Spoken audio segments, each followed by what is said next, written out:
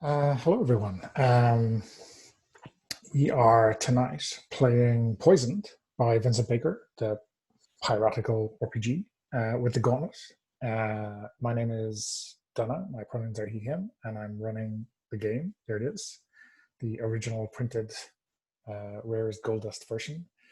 So yeah, let's get a quick intro from our players, and then we can jump into it. So let's go in character keep order as usual. Yeah, hey there. I'm Steven playing him playing Jackson, Jackson, or that stupid mutinous fucker. Uh, any of those for pronouns, really.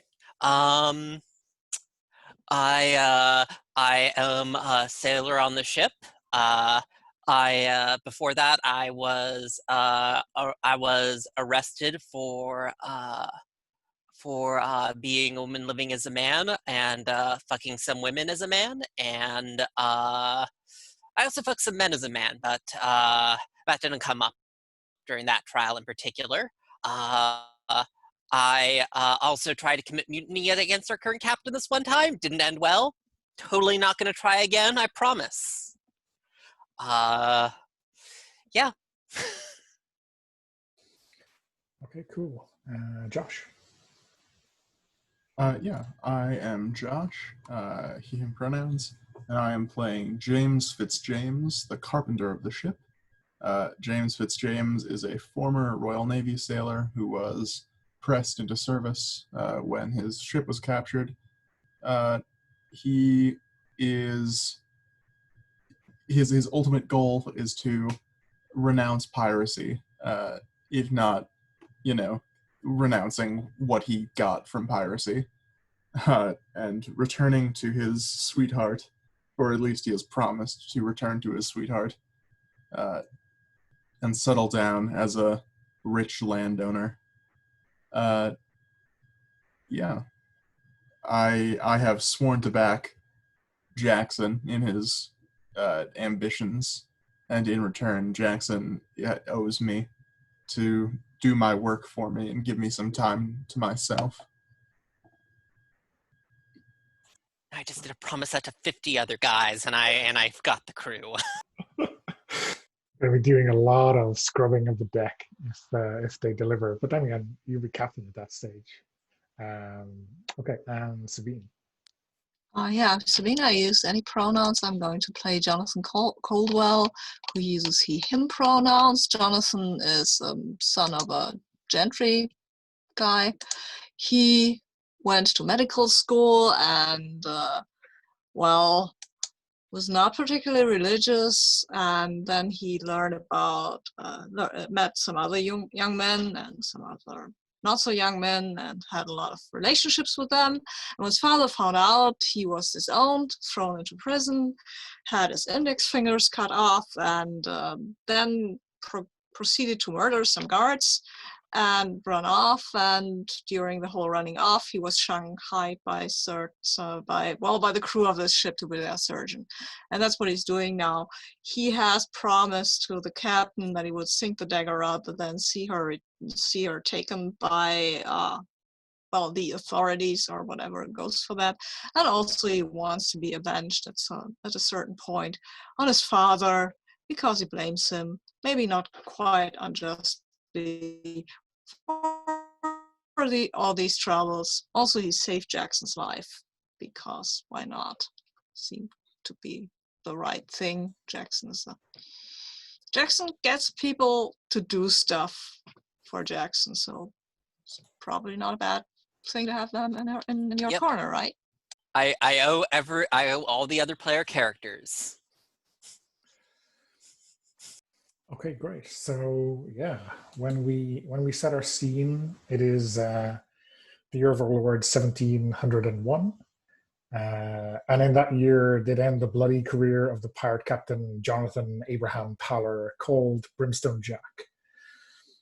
He did not die on the gallows, nor by the sword, nor shot in two by cannon. He died of poison administered to him by his cook, an assassin under the king's orders.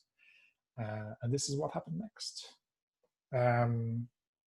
So drag forward the cook, the assassin Tom Reed, throw him to the deck. He's spitting and proclaiming as dead men all, no captain no more, ship listing in Hungary, and His Majesty's ship, the Resolute, even now hauls up its anchor over in Kingston Bay. So, Tom Reed. I have to imagine that that Jackson may have done some kind of deal with Tom Reed previous. Is this part of that deal, or what do you know of this assassination attempt?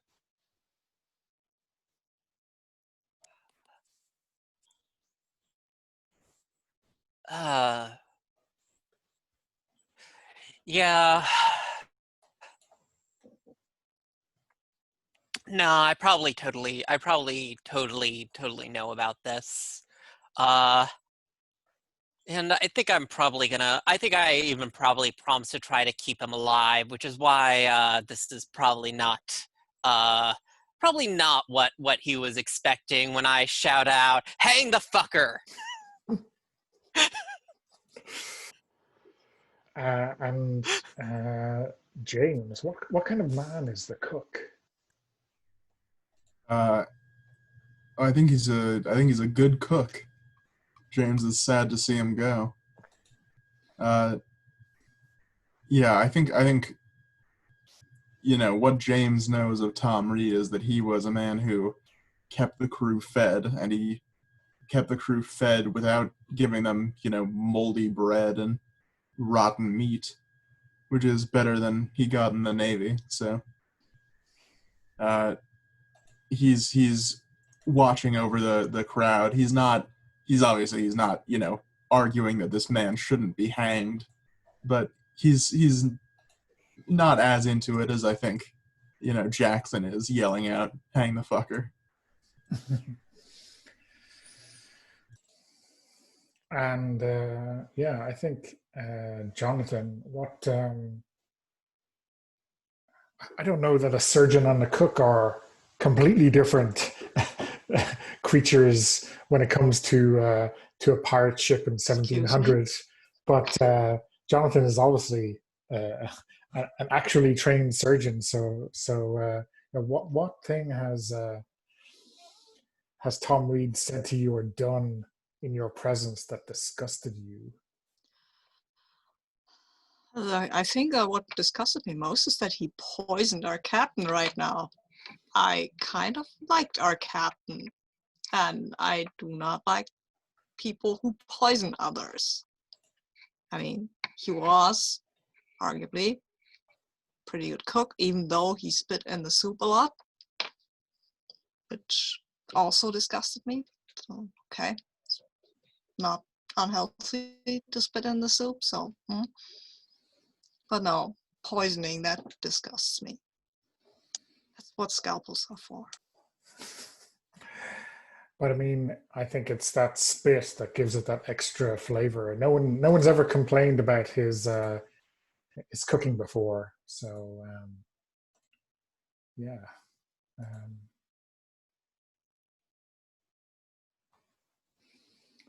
So yeah, what obviously Jackson has picked his side in this and exclaimed to everyone that Tom Reed should be hanged, and I think he spits bloody murder at Jackson. I think.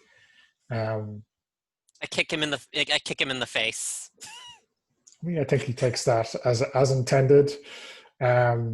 What's the general practice here for mutineers or murderers?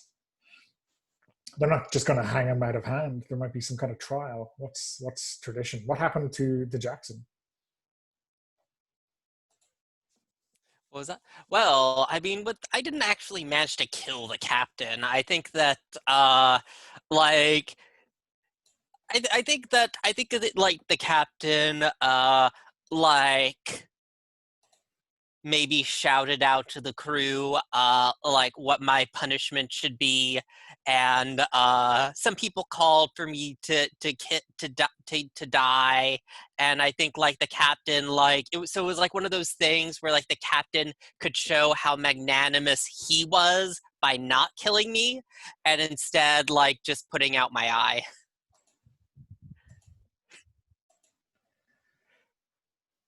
But we know that Jonathan had some part to play, right? In that, was that a meeting behind closed doors? Was there some kind of ship's council that decided on Jackson's eventual fate? I think it was mostly the captain who afterwards maybe talked to some people, saw what their position was on the whole thing, and then decided that, yeah, okay, let's give that fucker another chance, because he's a competent sailor, I guess. So it was up front, it was the captain's decision, but he talked to people like the first mate and the bosun and the gunner guy, and yeah, maybe and probably Jonathan. So yeah. So what's the general? I guess there's definitely some people here, right, who just want to string him up or cut his belly and put him overboard. He just admitted it, right? Yeah, let's string him up from the sails. We'll let him be a little decoration on the ship for the time being. I think he should eat his own poison.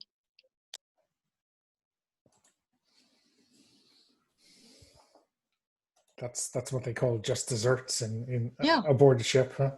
Yeah, well, he's the cook. Let's see him cook a meal with poison in it, and if he survives that, then we can still string him up.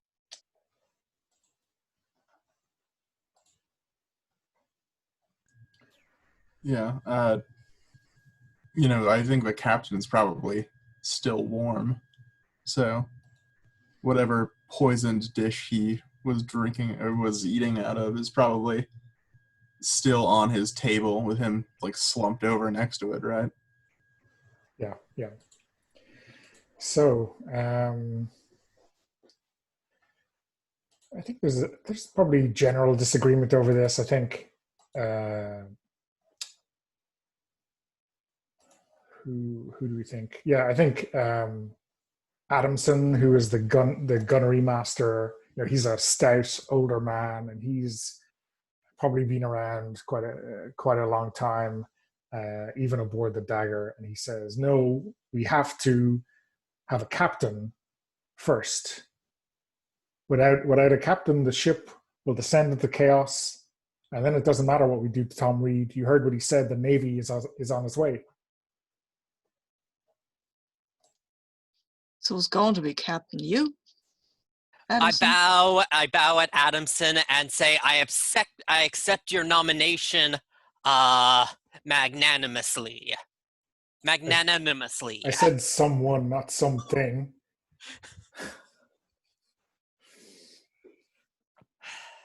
Oh.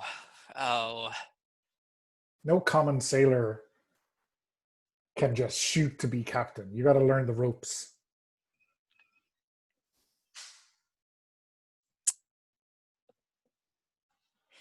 I give a look at James.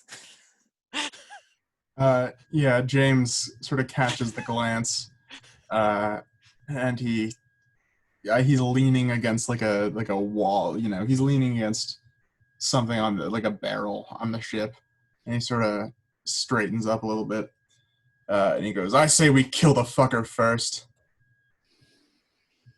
He's a murderer. Besides, he's been on the ship for a week. All right, he doesn't know where the Royal Navy is."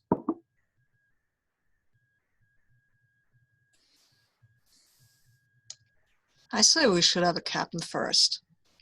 Then we couldn't have a more measured decision and string him up or poison him or cut his belly or all of it. I guess we could do worse than Mr. Adamson here.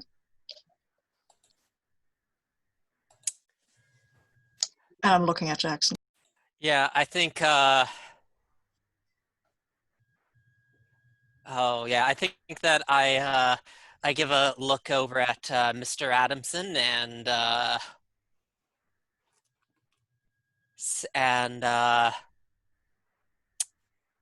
Well, this common sailor is gonna is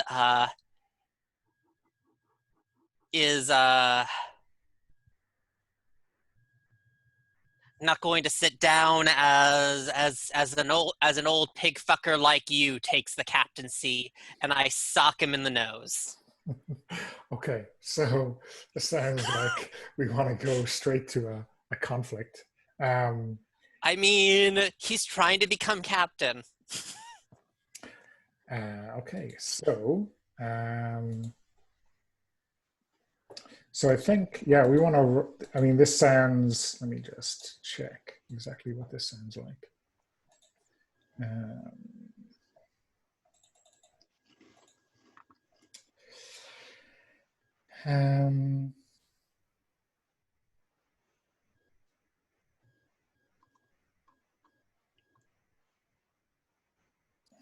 I mean, okay, I think this is like you straight up punching him in the nose, I think sounds like you're attacking an unsuspecting victim, right?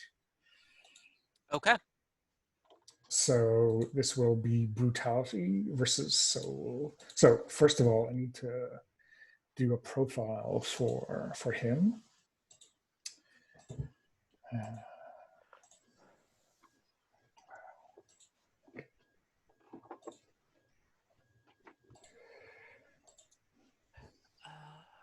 Where are we? Where is the stuff for? You're looking for the roll for your party? Yeah. Yeah, okay, let me put it in the chat.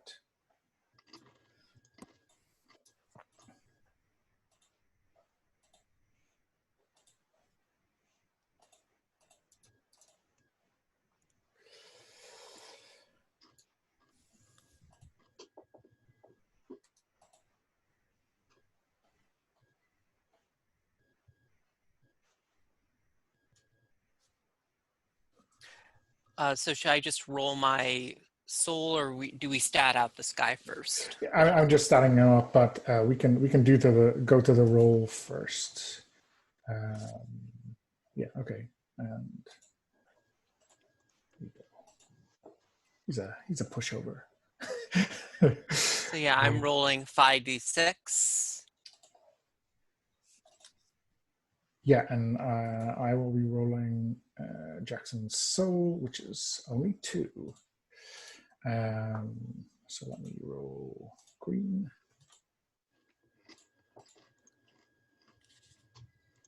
Two sixes. Oh wow! But one of them gets taken away, right? Because I'm GM. Oh, is that how it works? Yeah. So I roll whatever it is, but I always lose a success. So, but like the way you rolled anyway, you were winning anyway. Yeah. So that is, you get 2 X's for this conflict.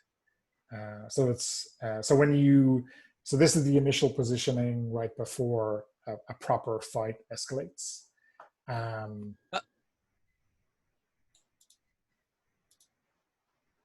You broke up there, so I missed some of that.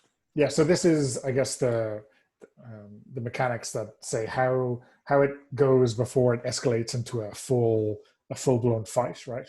And so the number of successes you get above your opponent is basically X's you store up for the fight proper. And in the fight proper, you can use those to give yourself an advantage, before or during or after the fight. So 2x is nothing to be sneezed at. Question: yeah. What constitutes a success here? Anything above 4 and above? Yeah, 4 and above. Okay, 6, cool. Okay, and your 6 takes away Steven's 6, but he's still got 2 4s, so that's exactly. Jax's. Yeah. Okay, cool. Then I got it. Thank you. So yeah, I think so. I have to decide, right, whether I guess I don't get to decide. You can continue this, or you can go straight to the fight, right? If you had failed, or if I got more successes than you, I could just bring a fight straight away. So I think, yeah, he kind of staggers back. He like broken his nose, I think. just the sudden ferocity of this sucker punch causes him to step back. And you think, or you reckon, like, he's caught so much by surprise that maybe he thinks being captain isn't really what he wanted. Who knows? Or maybe he's just going to pull out a knife. I'm going to humble this fucker. I like jump up onto his back and like I'm trying to choke him out onto the ground. Okay. So we go straight to a fight then, fist to fist, I think. If that makes sense. Okay. So, in a fight, let me check.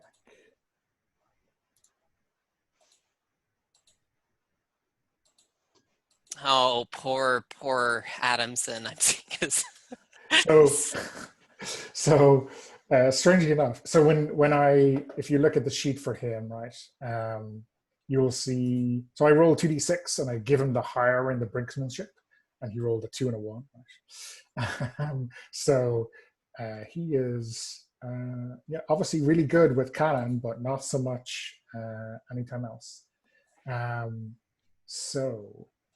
In a fight, we compare the profiles of both sides for fights between players, pirates, but we're doing a players and an NPC. I roll 6 dice minus the difference between their profiles. And you'll be rolling brinksmanship. So yeah, his profile is pretty poor, but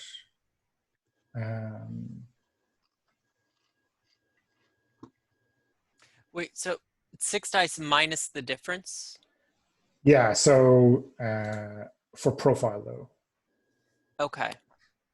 So how many dice are you rolling then? So his profile is 3 and yours is 3 as well. So I'll be rolling 6. Let me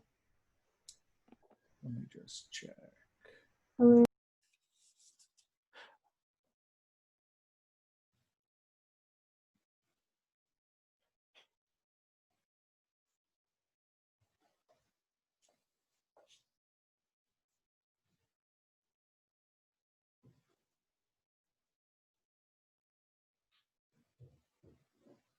No, I don't think that affects the number of dice. I think it affects how many X's you start with. Oh, sorry. Yeah, that's right. Sorry. So for dice, yeah, because it's for dice it is brinksmanship versus Yeah, brinksmanship. that's why I was saying poor Adamson. Yeah.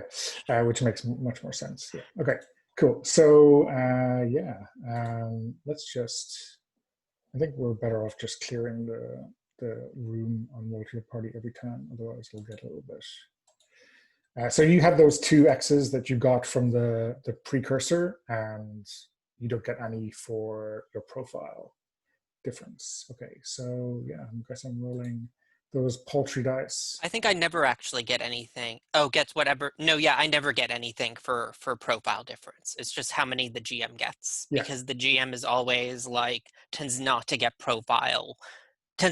X's from their like beginning die roll. Yeah. So if that beginning die roll acts in the NPC's favor, I get a bit more fictional control over how the fight starts, but that's it. Okay. Yeah. What did I say? 2 dice on brinksmanship. Poor Adamson. Okay, 1 success. I mean, Adamson is rolling very lucky compared to me for this fight, so that's good on him. Good on him for putting up a fight. Yeah. So I'm not throwing away 1 for a fight, but yeah, I guess I've got 1 success and you've got 2, right? Yeah. So yeah, I think Adamson is caving, right? He is I think he's not really prepped for this. He's not psychologically up for this, not now at least. So Yeah, he will take his consequences and like it.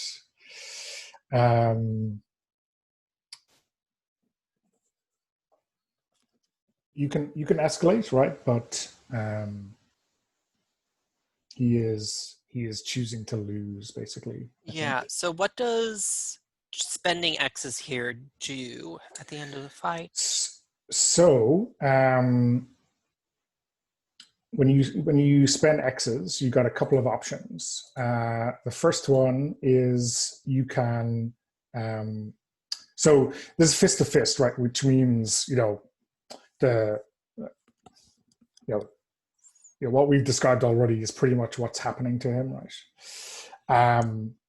But you can, during a fight, you can spend X's to roll additional dice, or at the end of a fight, you can spend X's to reduce the harm you suffer by one level of escalation. So that's Okay. basically you can take nothing from this if you wanted to with your. So, yeah, okay.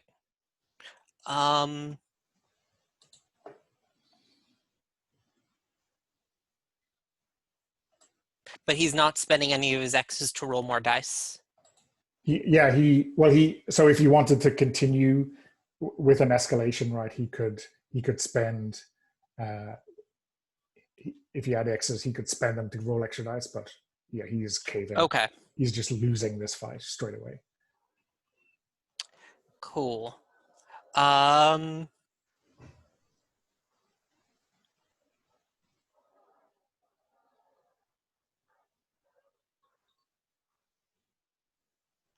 Yeah, I then am like got him in a headlock and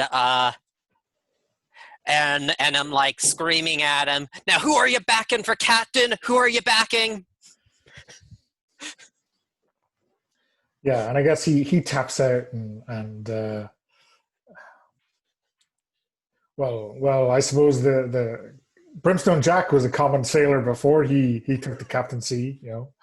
Everyone knows that. Yep, I stand up, spit on him, and just say, now, does anyone else want to like question whether I'm captain's material?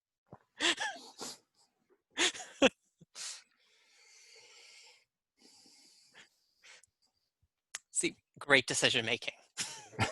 So when it comes to an election like this, there's votes that count, and everything else is flavor, and the votes that count are the player characters. And basically, you all get one vote, which is you and the crew members who are kind of naturally aligned with you. So I guess if there's a vote, maybe it's worth getting a quick positioning of James and Jonathan and their kind of cadres aboard the ship, of how they're feeling for this. James, how are you and yours voting for or against Jackson?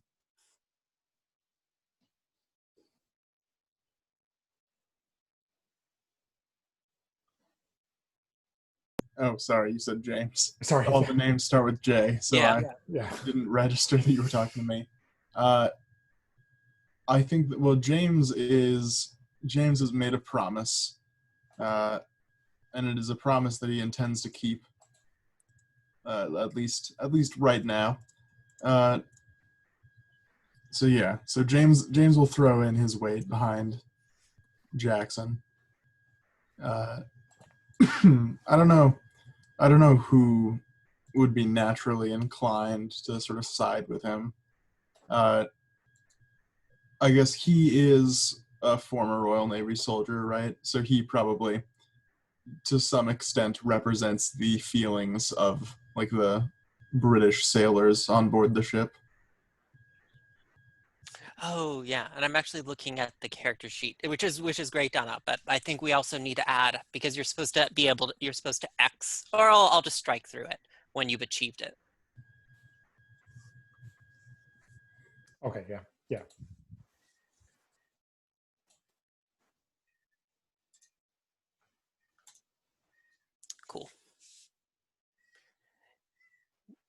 But yeah, I'm clearly voting for myself. So, I mean, here's a Stupid question. fuckers on the ship. Yeah. The people that side with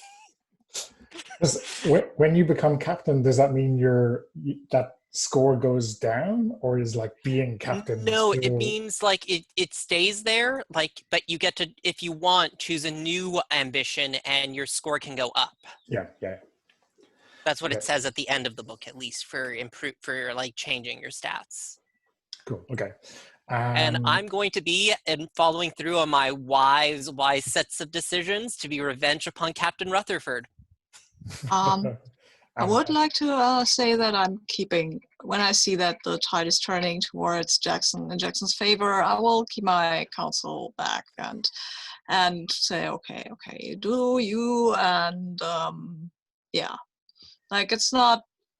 I'm not endorsing anybody else, but I'm just keeping my counsel. And I think what my crowd is like, it's probably most of the people who owe me stuff. Like, oh, I fixed this guy's arm. Oh, I saved this guy's leg. And also, I imagine that I at least speak French, maybe. So maybe we have some people who can talk to me, but not to anybody else. The people who don't call me, who call me stupid fucking captain behind my back, as you can see from my new name down there at the bottom.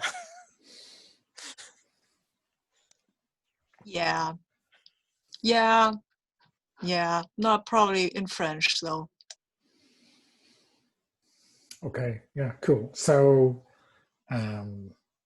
is there? I don't speak German. The dozens of Dutch sailors aboard are, a little bit discontent at this, obviously.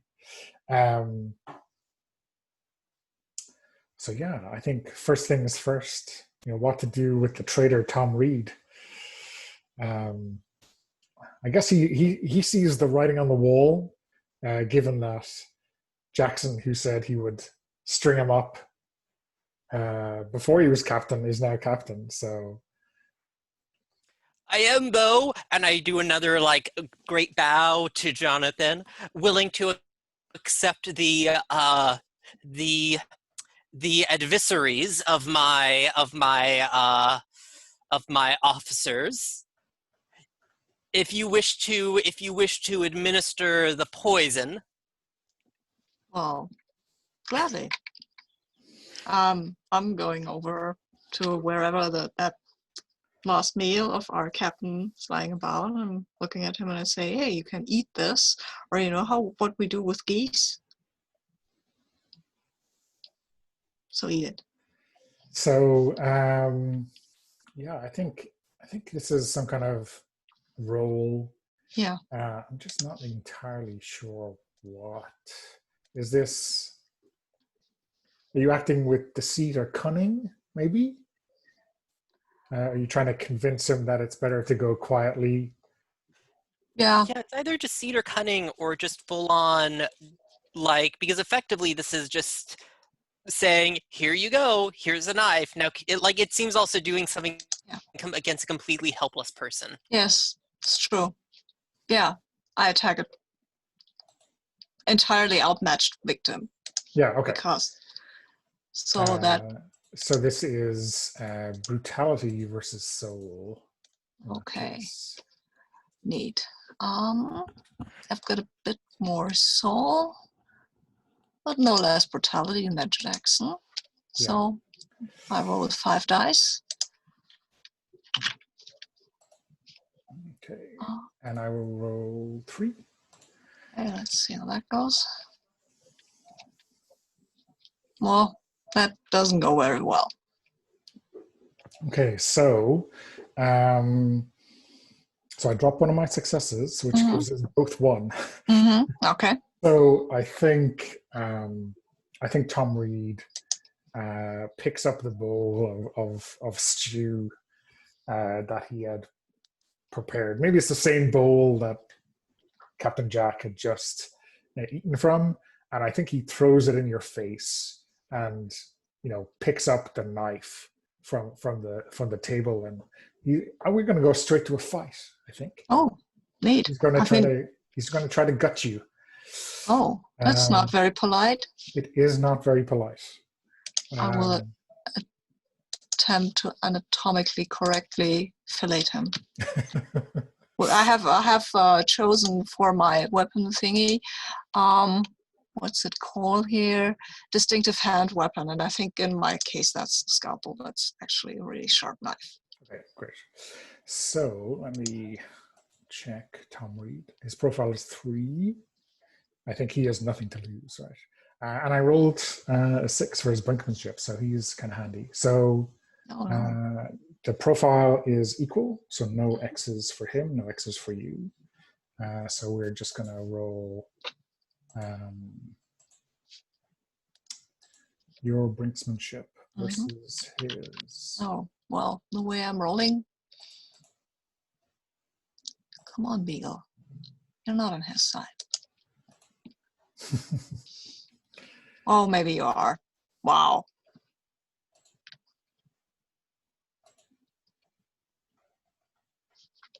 Maybe I'll let Stephen do the rolling for me. So let me roll his. Yeah. Yeah. Okay, so that's 4 successes versus your 1. Okay. So you, yeah, I guess given that you're losing, you get to escalate first. Ooh. So he's going knife against knife, and so the next level up is Sword to sword, right? Sword, yeah. Now he doesn't have a sword, so he'll be shit out of luck in that regard. Although, are you allowed, because there are like several ranks within each level of fights, are you allowed also to escalate within those levels? So those are the harm you do. So by default, you do the most amount of harm in each of those levels, and then you can bring that down through spending X's. At least that is what I understood. Since I don't want to be gutted by this traitor, maybe I'll escalate, draw my sword.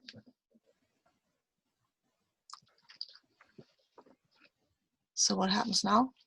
So when you escalate, you let me just double check. You pick up all the dice that were misses, and you re-roll them. Neat. Okay. Okay, that's better.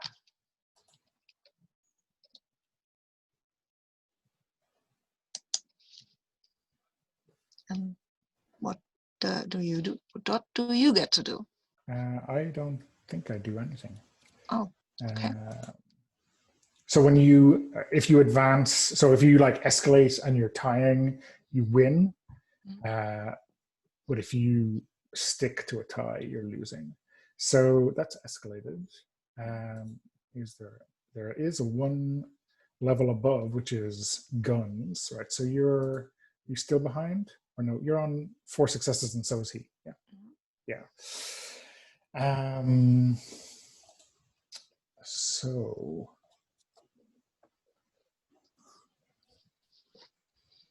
I don't think he can escalate though. He doesn't have a gun to hand. He just has this knife.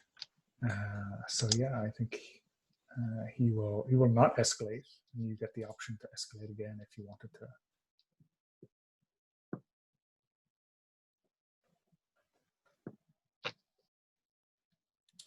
So I guess you're really looking for extra successes, right? To get any X's in here. Yeah.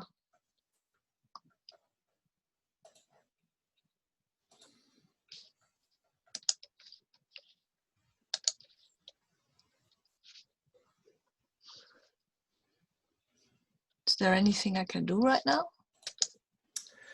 I don't think so. Okay. Apart from escalating to re-roll that miss. Okay. I don't know. What would happen if I didn't?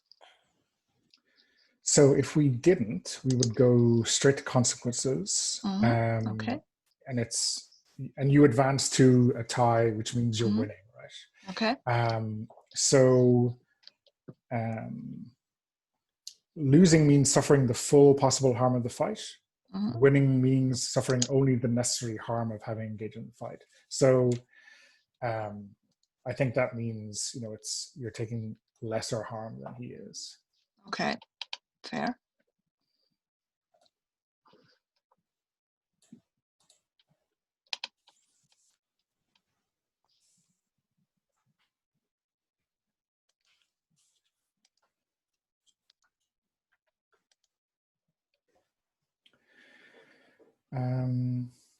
Okay, so are you sticking on that, or are you? Mhm. Okay. Yeah, I'm sticking on that, I guess.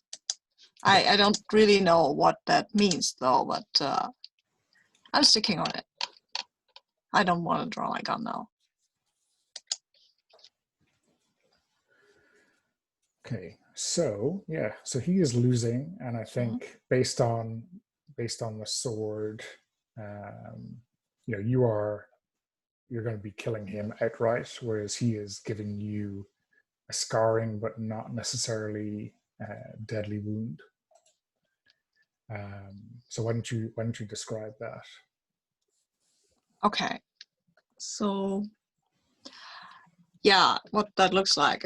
He comes at me with his knife, and I draw the scalpel, but the scalpel is not actually a fighting weapon. And as he turns out that he is quite a good fighter with his knife, and then I drop the scalpel and draw my sword. And while I'm doing that, he gets me.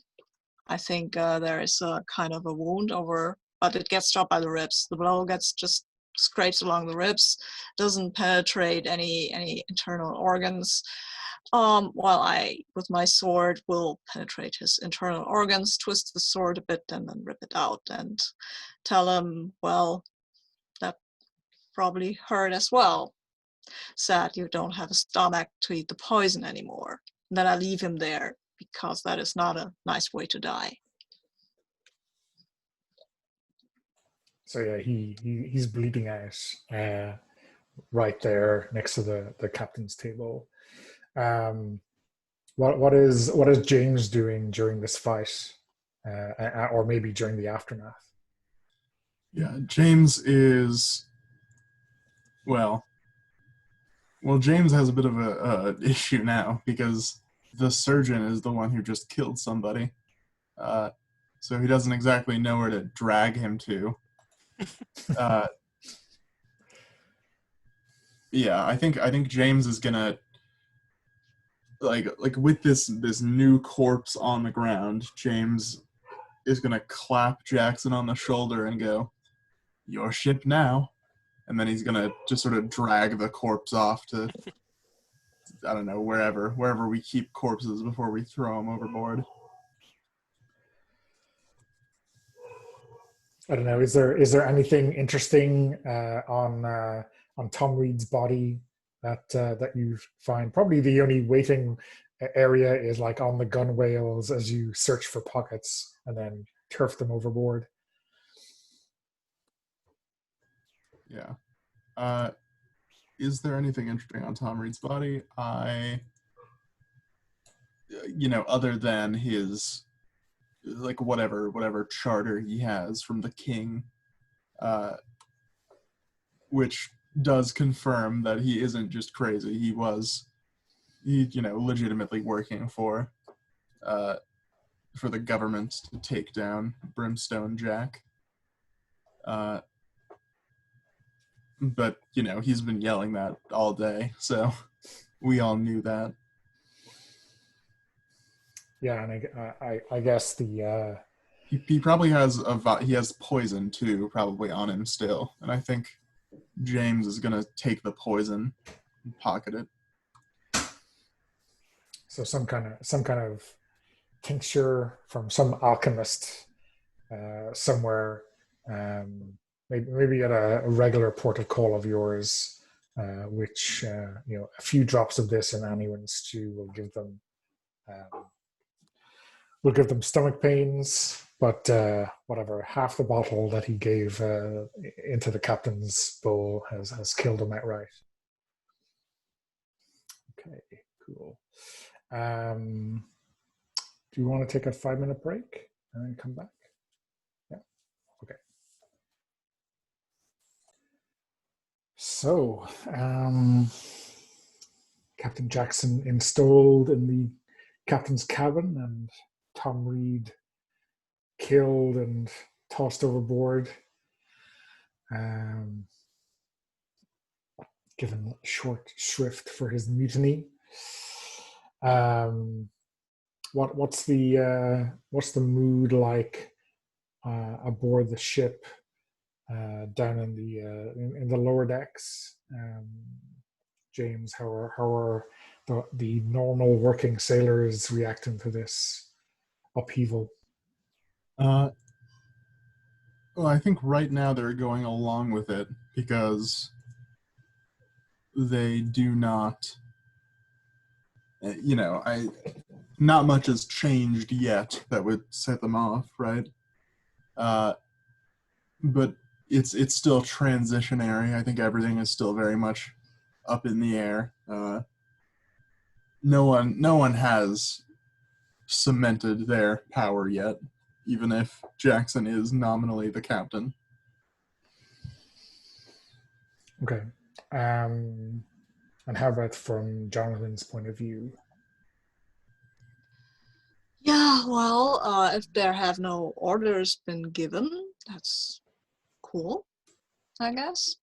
He will first now go to his quarters or his medical bay or whatever it's called, and will take care of his wound, administer a bit of laudanum. And then he thought he would go and talk to some people, but laudanum is such a great stuff, and you really don't feel anything adverse anymore. So he's a bit like, okay, this is fine. Everything's fine now. And if the stupid berserk will drag us, I don't know, into doom and despondency, I can still burn the ship. That's fine. I've promised I would do that. Oh, everything's gonna be fine. I think Jonathan has a slight laudanum head. Maybe not so slight. And for the newly installed captain, what's your first priority?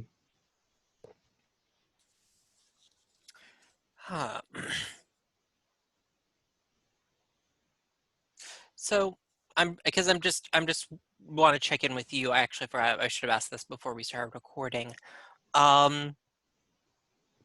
Because so at least from what I'm reading is that we start with want of food and fresh water. Like that's just a thing that's like a problem for the ship right now, along with wear and breakage. Yeah, so the urgent considerations listed are there's 4. One is 2, I guess, are taken care of. Who will be the new captain, and what have we done with the assassin Tom Reed? And the other 2 are what to do about the British warship sailing to intercept you, and the last one is how will you repair and provision the ship. So there's a certain amount of want there. So I'm not sure why that is. I'm not sure. Happy to ask the table for that. Is there? Are you just after a long voyage and that's the normal wear and tear, or was there some kind of reason why your provisions and water are so low? Has there been some sabotage? That damn Tom Reed. I'm glad I'm glad the doc Jonathan sliced him up good. You did it yourself, didn't you? Oh, I mean that would imply like forethought on Jackson's part. I mean, I guess what had there been some concerns that the rest of the crew had brought to the captain recently about the state of the ship? The carpenter might have something to say about that. James, was there something? Did the ship need careening, or were the water barrels in bad repair? What kind of? Yeah, I think there was probably James had come to the captain because there was the bottom of the ship needs to be retarred, right? Yeah. It's not quite as watertight as you would want your boat to be, and I think that probably there was some water in the bilge, and it got into the the supplies and sort of ruined everything. Okay, yeah. So not only are there a good dozen men constantly in the lower deck pumping water out, but yeah, it seeped into the drinking water, and now that's foul. Apart from some ready water that was up on the main deck. So yeah, you gotta find somewhere to repair the ship and to take new water on. So what's the plan from the captain? Well, if we don't see about putting into port and requisitioning some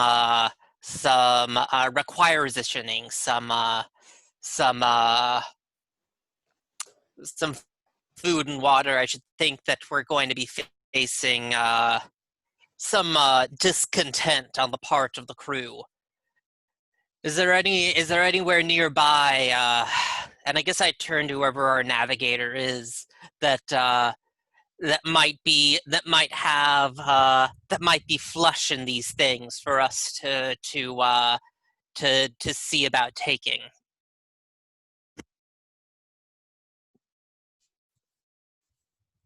Yeah, so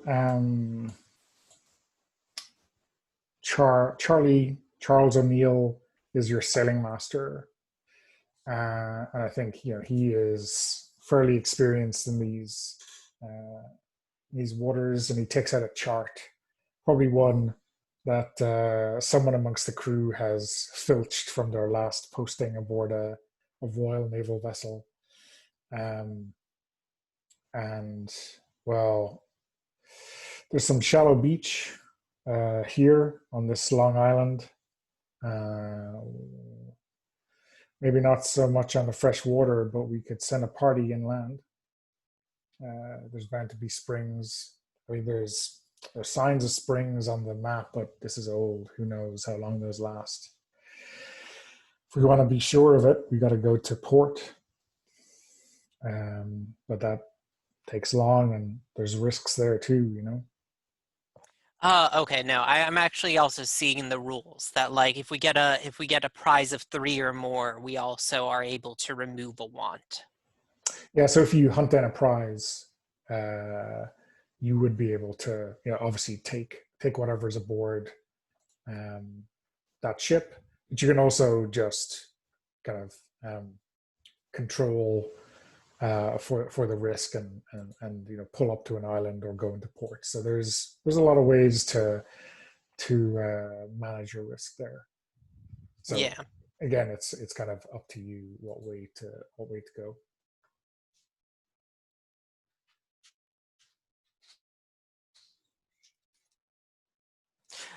so. And I'm sorry if I'm going into the mechanics rather than delving into the fiction here. I just want to work out like how this actually works, if that's okay. Yeah. So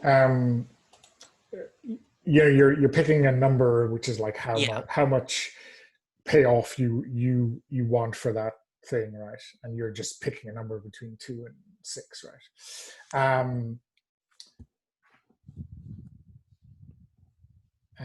I guess that is the threat that comes with that. So the more payoff you're looking for, the more likelihood of a fight. Obviously, like looking at a a lone merchant ship is going to be much less dangerous than a convoy with an escort or something like that. And then there's the special cases that if you go for something of a prize of 2, it's just you're like O'Neill suggested, you're just pulling up on an island somewhere and just looking for repairing and getting fresh water. So I guess it's down to how lucky you feel, how glorious you want to, how much you want to bite off. Right. Okay. I just wanted to clarify like how this all works. Okay. Thank you. Okay.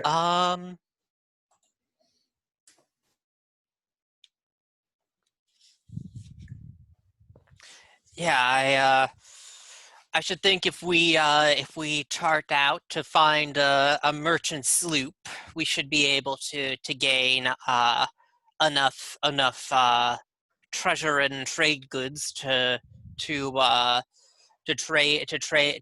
put in at port and get what and resupply our vessel.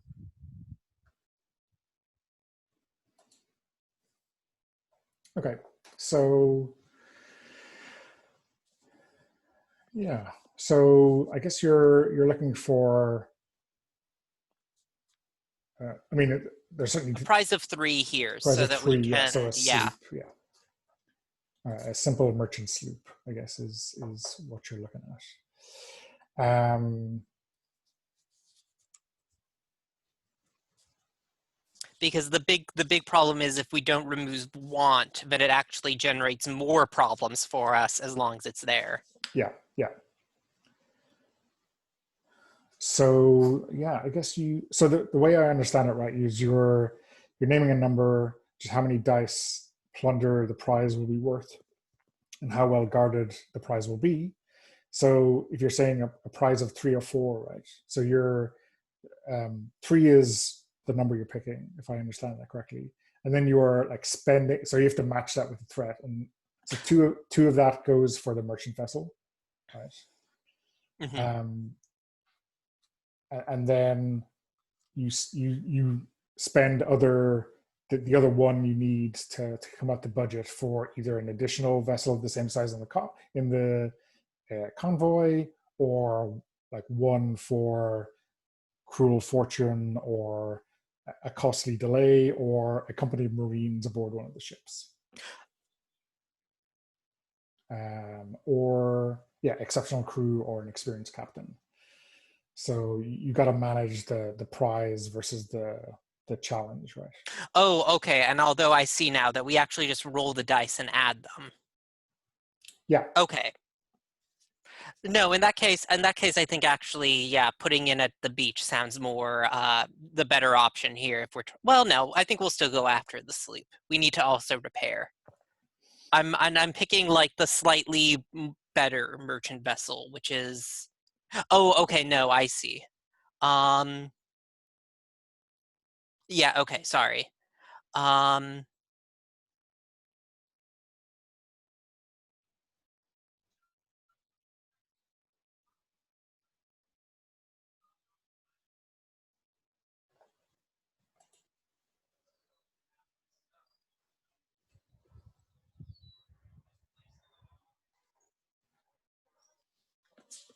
Yeah, and I think that.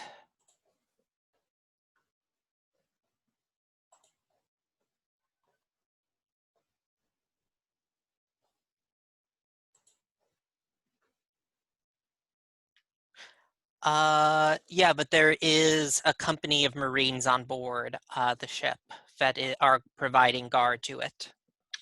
Okay. So I think, I mean, it's worth, I think I'd like to play out a little bit of this decision-making process, and also there's probably a little bit of place for the new captain to try to build some power by assigning people to positions. So I know if you look at what happens with the plunder, the captain and the quartermaster have some kind of room for maneuver in terms of what to do with that. So are you are you assigning, I guess, either of the other player characters to a new role, or are you keeping Yeah, my things? dear James, how are you feeling about a promotion from merely being in charge of the ship's well-being to all of our supplies?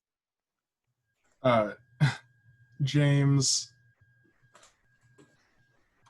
looks at Jackson and he goes, I don't know how to. Well, I don't know how to be in charge of supplies. I can barely handle the wood. Ah, my dear James, I don't know how to captain a ship, yet here I am. Well, you You'll should have make an told me that excellent before you made me quartermaster. promise, you rat.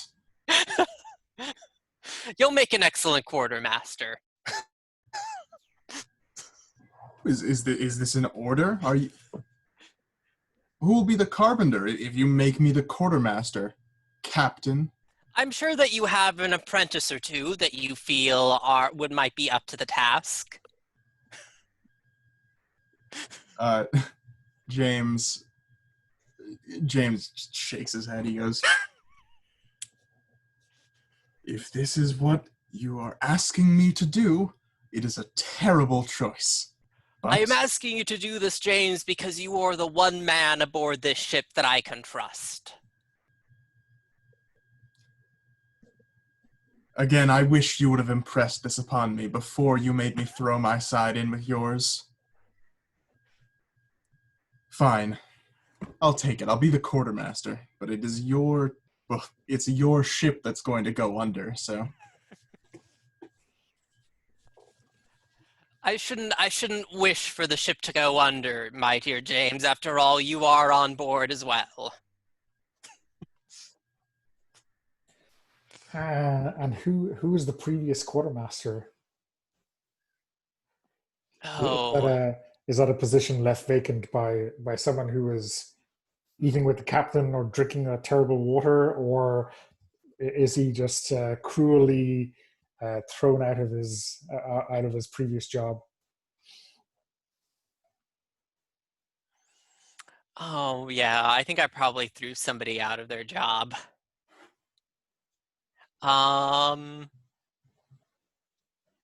Let's see where we have Charles, Mark, Tom. And we can create and put a new name in there, you know.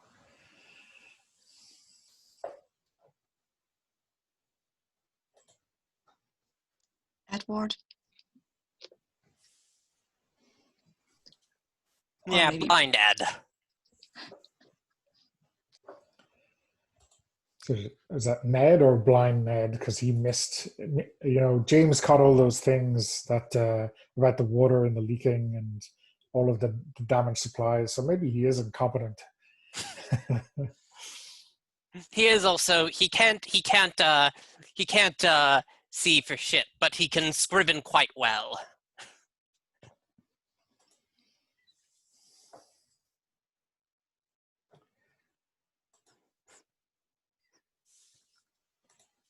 So now I guess he is he the quartermaster's mate now? Is he? Ah, yes.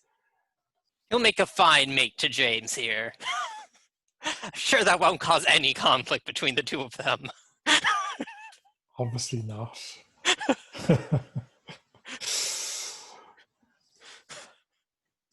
Blind Ned, the quartermaster's mate. Okay. So yeah, he is grumbling and he's telling, he's bending.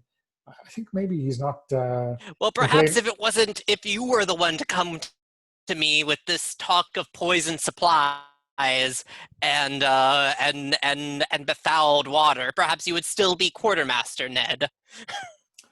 Yeah, I think he's not complaining to anyone who is now in authority over him, but maybe to the good surgeon, Jonathan. I'm very willing to lend him my ear, and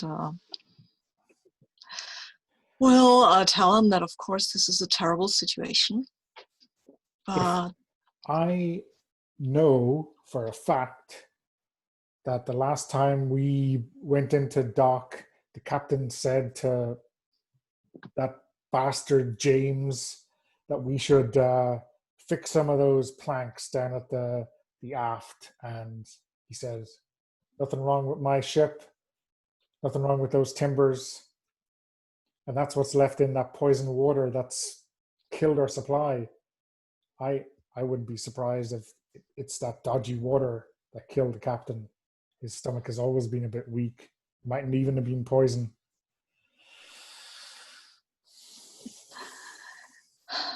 Well, who knows? But right now we don't have a choice, right? Jackson was elected captain, and that's what is happening now. I don't know who else. Adamson would have been the better choice, but it was.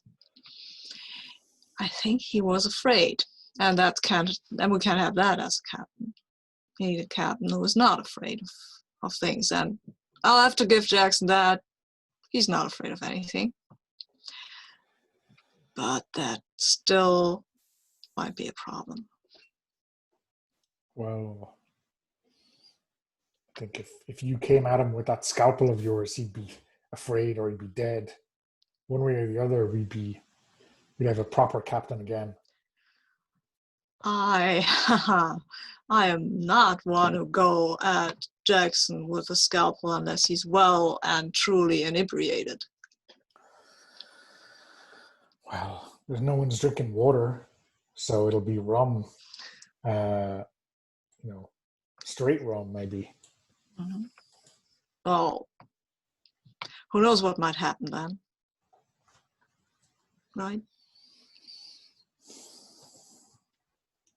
Never been removed from a post like this.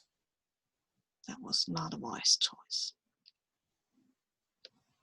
It's going to be, I don't know. I don't even know what a carpenter would do in a quartermaster's place. Who's carpenter now? One of the mates, I think. Peter was one of the Dutch fellows? Yeah. Oh, okay then.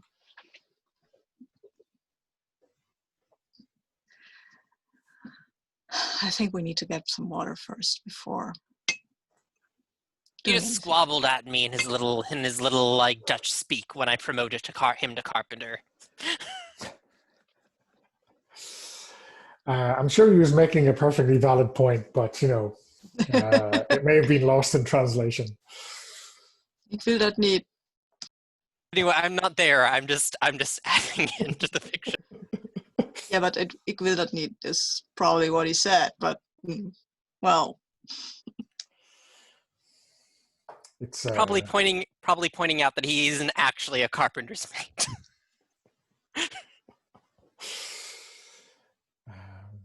Whatever he did before, he was uniquely qualified for the role, I'm sure. Standing around and had some wood in his hand, so he's a carpenter now. Yeah, perfect. Yeah, cool.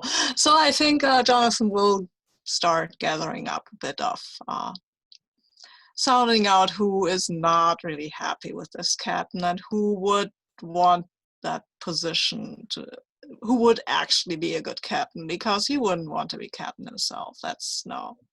He wants to get back to land and kill, revenge himself on his father. That's his ambition, not being captain of this pirate ship. Gosh, no. But he wants somebody else. Pretty sure of that. Okay, so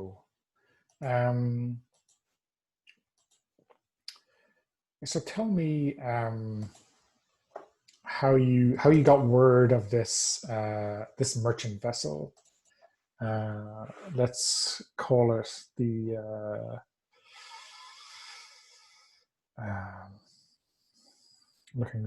let's call it the Queen Anne. Seems like a particularly great name for a little merchant ship. You know, how did you get knowledge of this ship's route, or maybe the mention of how valuable its cargo might be? Is this private intelligence or something from Brimstone Jack's notes? Hmm.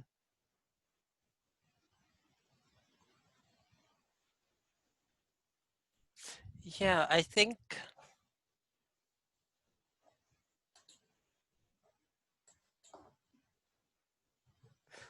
in fact that this is from some of I gleaned uh like I gleaned some of this from Captain Rutherford when I was betraying the ship.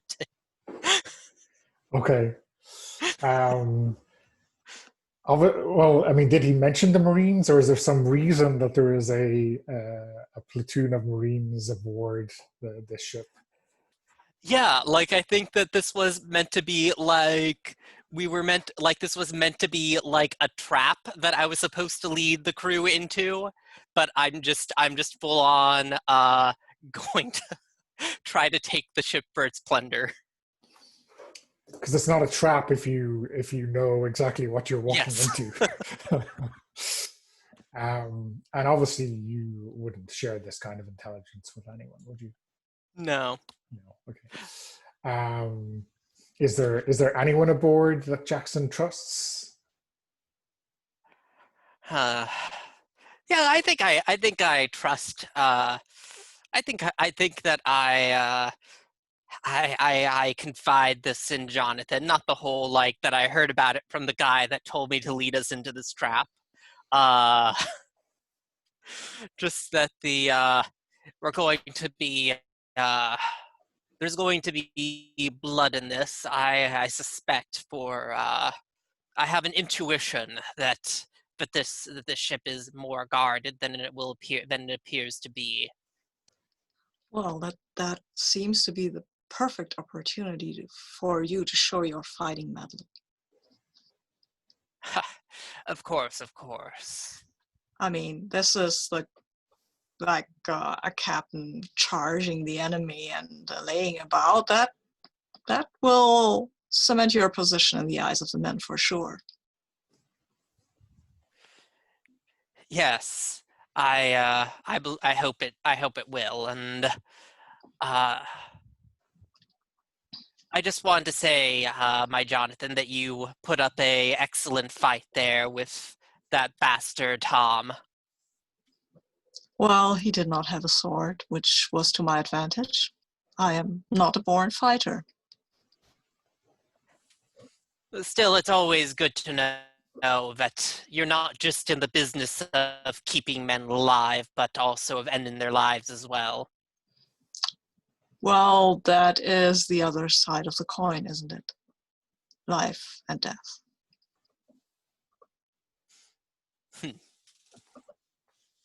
Yes, that kind of ruthlessness is always a good trait in a pretty fella like yourself.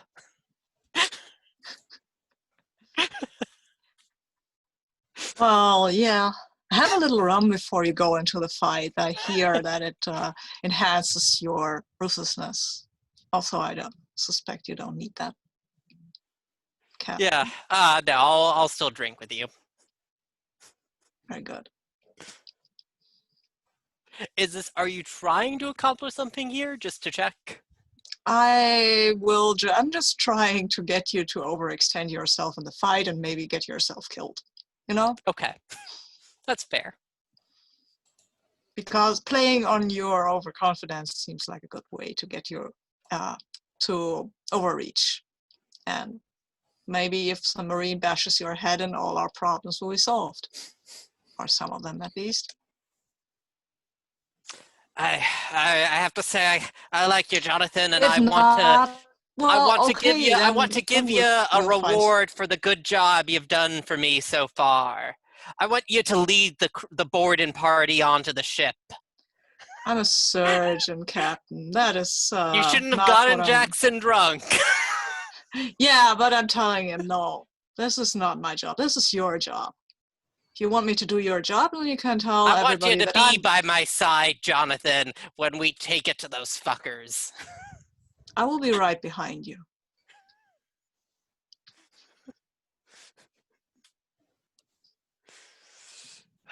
Yep. I'm just adding that to the fiction. Love it.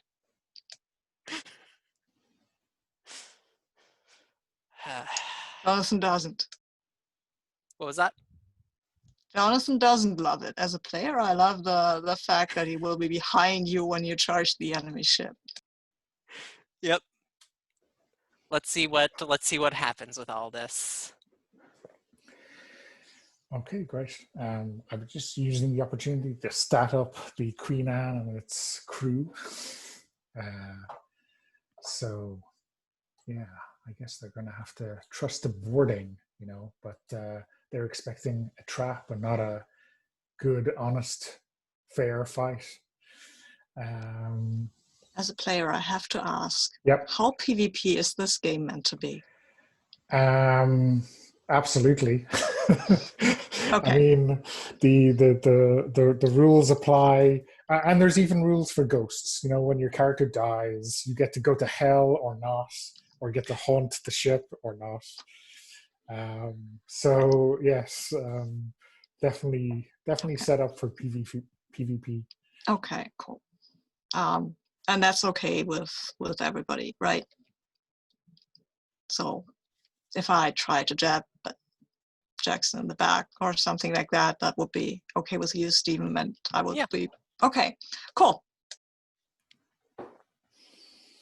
So I guess you're hunting down the ship. I guess given that it's a trap, I'm not sure that we need to have like a conflict to find it, but I think you probably need to have a conflict to put yourself in a position to win a fight with it, if that makes sense. Stephen? Yeah.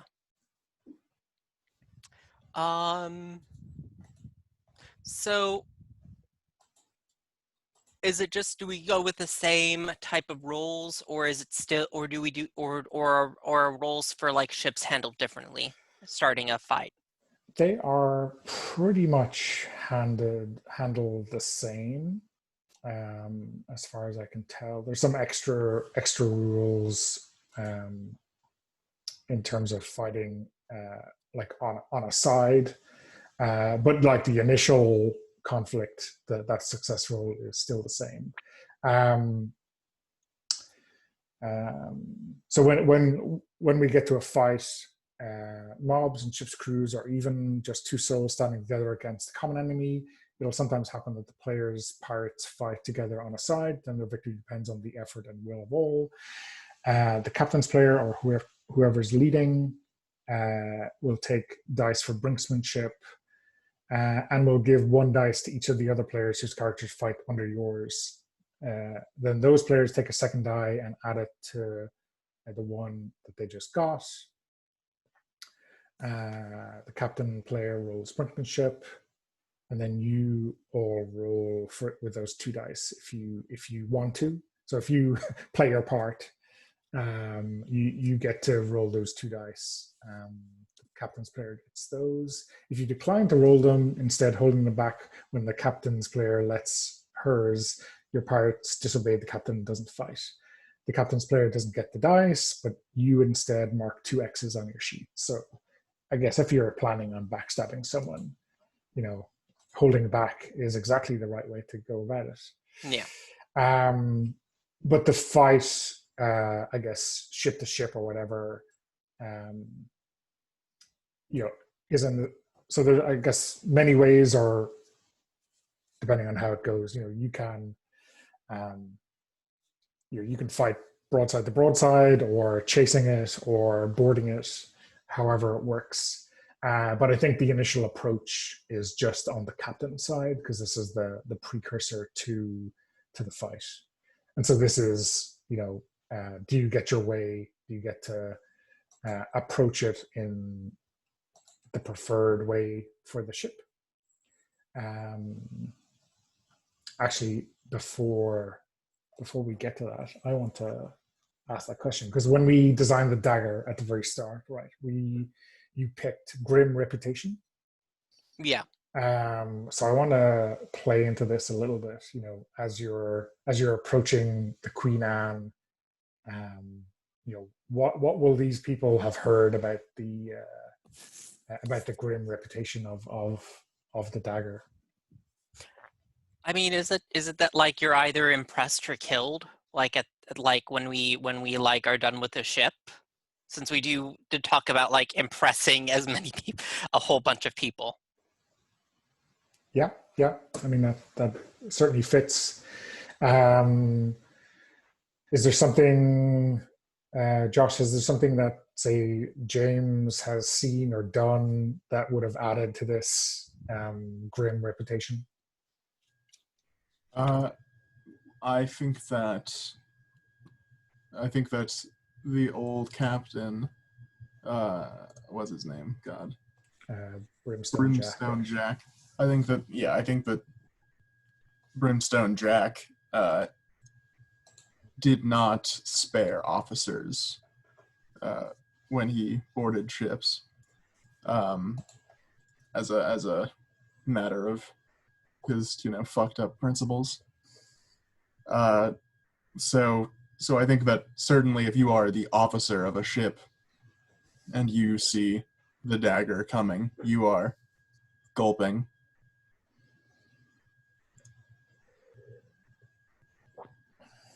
And for Jonathan, likewise, have you seen the repercussions of that reputation play out on your operating table or in some other dark way? Well, I mean, those we attack, they don't, as we said, the officers, they don't tend to survive, so I've not seen them on my operating table for sure, but they usually fight like devils because that's their only chance, and that means that a lot of people get injured usually. So taking me into an outing is quite a bad idea, and I will be vocal about this behind the captain's back, that taking a surgeon to attack another ship is just, well, yes, I will do it, of course, for the ship and stuff like that, but I don't know. Yeah, and I think maybe Ned is aghast at this new order from the captain, and it just feeds into his own discontent. You know, if you're going across and you're wounded, who'll take care of you, and who'll take care of us? More to the point.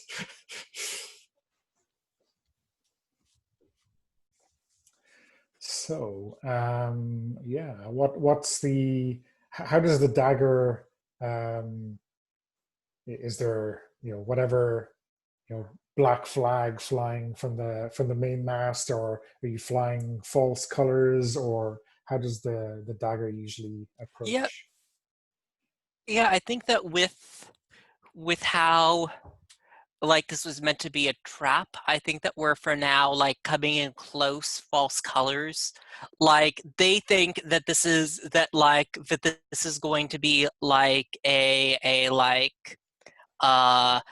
kind of like a slaughter on their side, slaughtering us, and they don't, and so we're kind of like, in fact, actually, I think we do fly under like a full flag, but I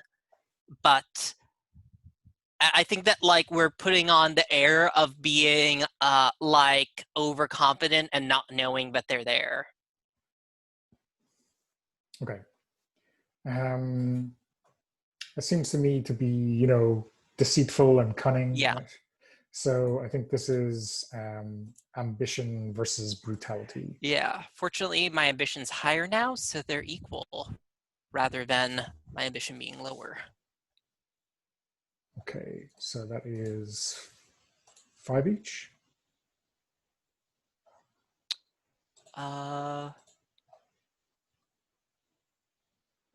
Yes. Yeah. Okay. So you roll and I roll 2, and I roll. Oh, actually, I think that it miscalculated mine. because ambition should be... Yeah, I only have 4 now, so that should be 4. Okay. Okay. But when you fulfill an ambition, right, you get to, like, you've achieved it, but you get to generate a new one, right? Isn't that Yeah, right? but I'm still at 4. Okay, great. So 4 versus 5.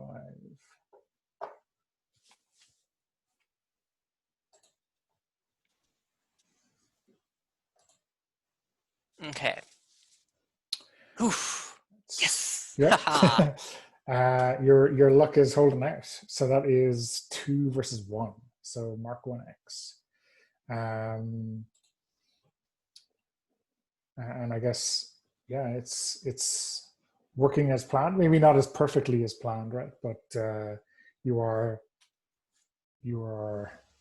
slowly gaining ground on them to the point where they are expecting any moment to be catching you by surprise. Yeah, and I think they're expecting us to board, which is why we just kind of like before, like just as they're expecting us to board, we just like fire off with our broadsides instead. And so I feel like this is another before the combat actually begins. This is like attacking a when your pirate attacks a helpless, unsuspecting, or unsuspecting, in this case, victim. Yeah. So yeah. Because it does say you should, like, as a player, you should aim to try to, like, get multiple, like, rolls in before combat. Yeah, absolutely. Yeah. Like you can build those X's, and really you're just trying to build as many before your luck runs out, and then maybe you don't get quite the position you were looking for. So yeah, let's that is brutality versus soul, right? Which you are definitely better placed for. So let me clear room, and you can roll again. So it is I'm rolling 2 this time. Oh. Need I even roll? Okay. So that is 5 versus 2. Yeah. Which is I pretty think, brutal. Yeah.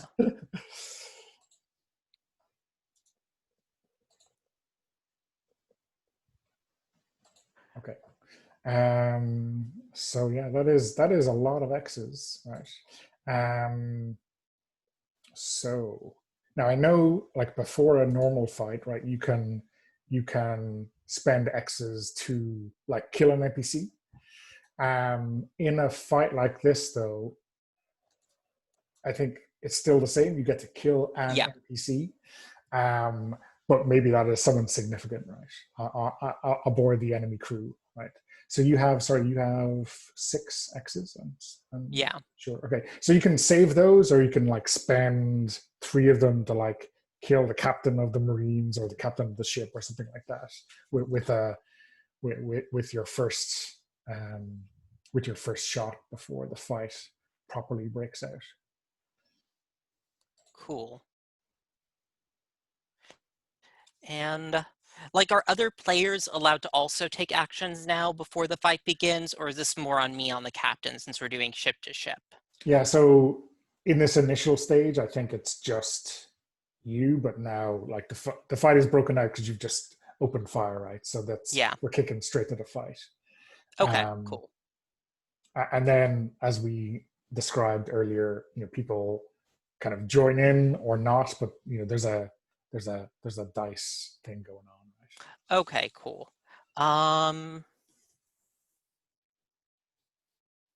Yeah, I'll kick it off, and as the captain of the Marines looks completely, like, taken off guard, I, like, draw one of my pistols and just shoot him in the head. Okay, cool. And I should note that you do technically have, as I have a debt to, I swore to an NPC.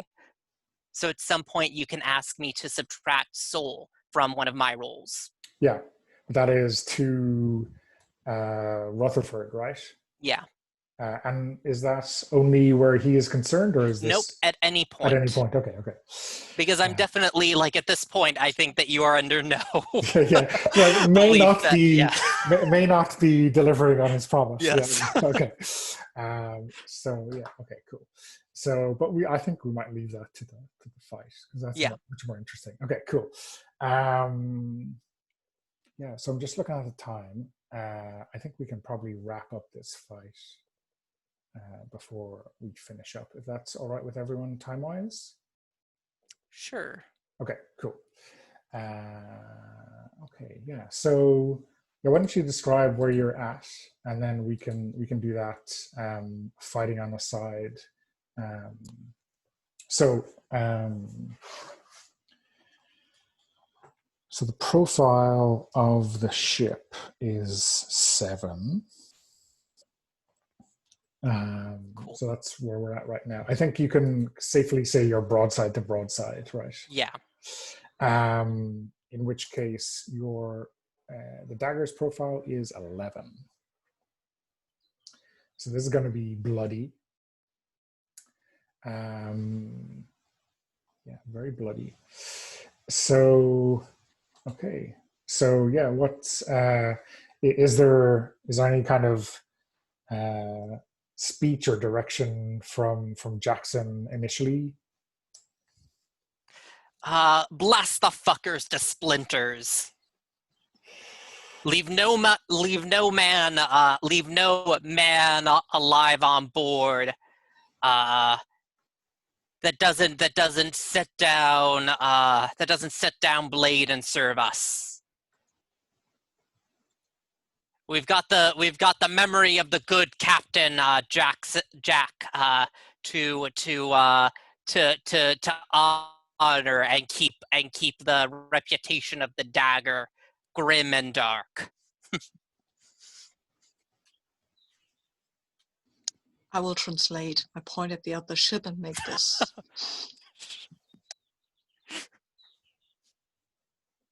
Yeah, that's fair. Even the Most Dutch of the should crew don't understand that. me.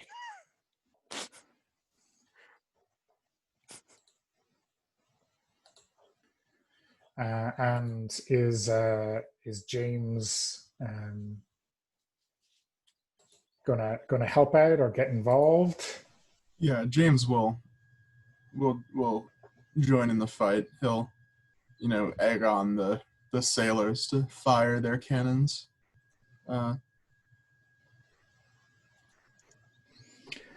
Okay, and how about Jonathan? Well, the captain asked me to back him up, so I will be at his back waiting for an opportunity. For whatever opportunity. Right now, if it seems like we have the upper hand, I will not stab him in the back. But, Okay, and so the way it works is they both record 2 X's and keep them there? No, so they record the X's if they are not helping, right? Okay. So they're basically, okay. You're giving one of your dice to them, and then they are getting an extra dice from nowhere. And if they help you, they give you both dice, and if they don't, they keep them. Basically, I'm giving one of my dice to both of you. Yeah. And if you're actively helping, then you are, giving that die and 1 extra free back. And if not, you're marking 2 X's for some ensuing fight. Can I see how well the fight goes before deciding to help or not? No. Damn. Well, then in that case, I'm not helping. I mean, I'm pretending that I'm helping, but I'm behind him, so he probably won't see that I'm not really that helpful. You just stay on the side that I'm missing the eye on. That's what you do. Yeah, exactly. I'm just watching out for you because I have your back, and I can't if I'm fighting people. I'm a doctor, not a fighter. Yeah. So this time we're rolling with the ship's profile, right? Yeah, so I guess it's like a normal fight. Oh no, okay. The So profiles, we're the comparing the difference is, profile. yeah. Yeah. So you're getting 3 X's for that difference. Okay. And then, I better roll to see what the your opposing captain's profile or brinksmanship is. So you do 6. get 1x though, even if I do have the higher profile.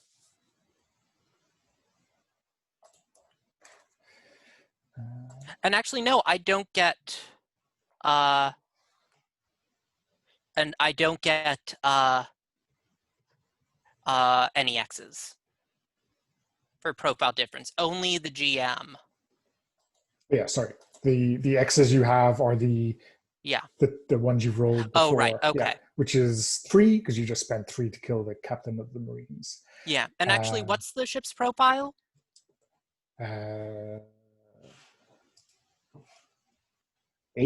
Yeah.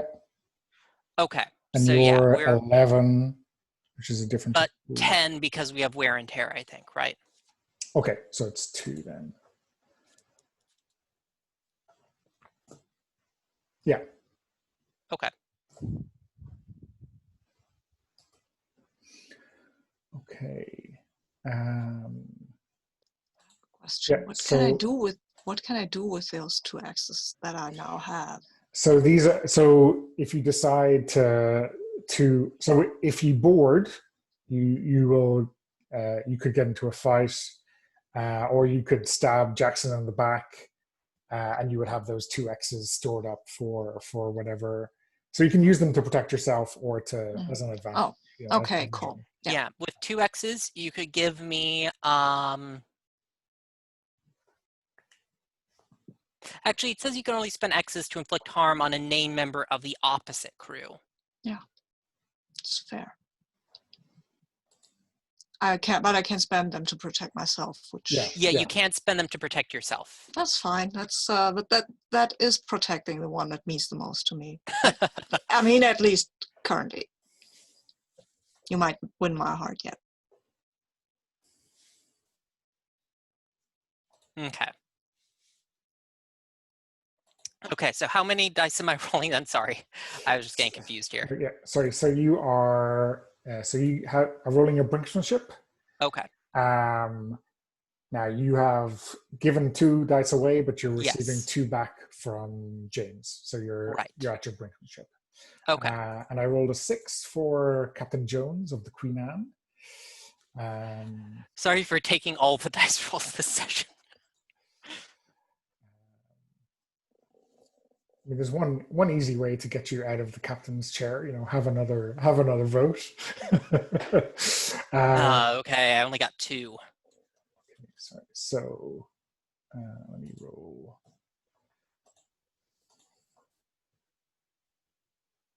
Oh. And 3 6s. So yeah, the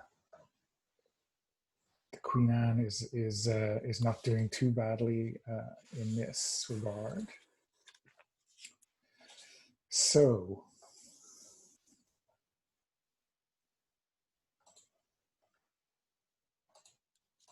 the escalation is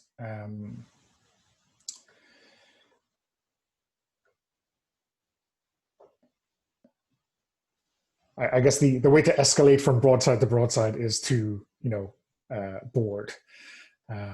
You're in pretty close, so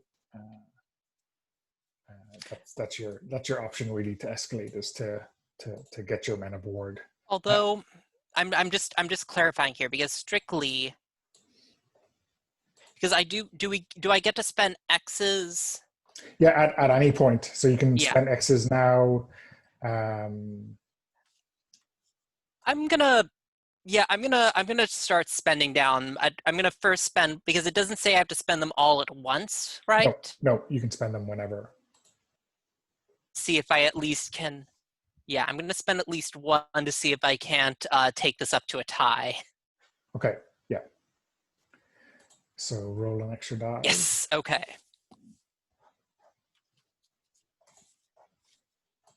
So yeah, that takes us up to 3 and 3. Yeah, okay. So that's a tie.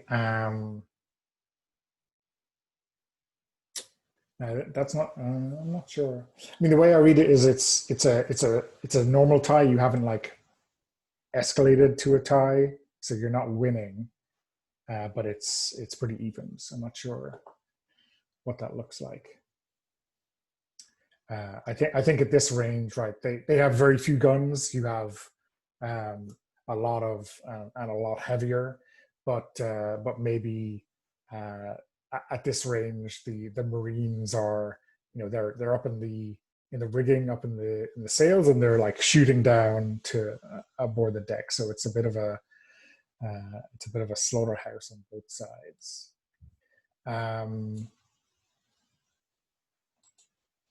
So yeah, I think given that, if you want to escalate, you can to board them, but they'll probably escalate if you don't. Yeah, and what consequences do we suffer on a tie? Well, so on a normal tie, right? You're if you're staying, you're losing. Whereas if you escalate the board, you're going to be re-rolling those missed dice. Okay, sure. I'll escalate to board. So I Yeah. take the missed dice and roll them? Yeah.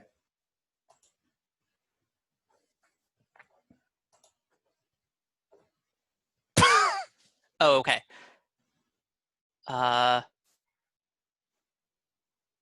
Wait, did one just disappear?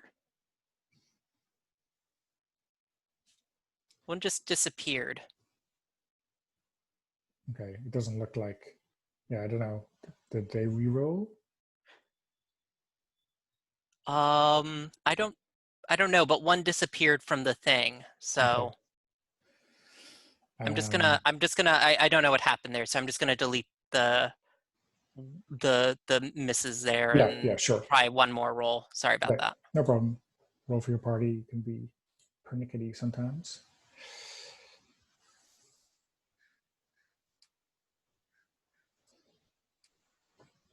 Let me just separate those out.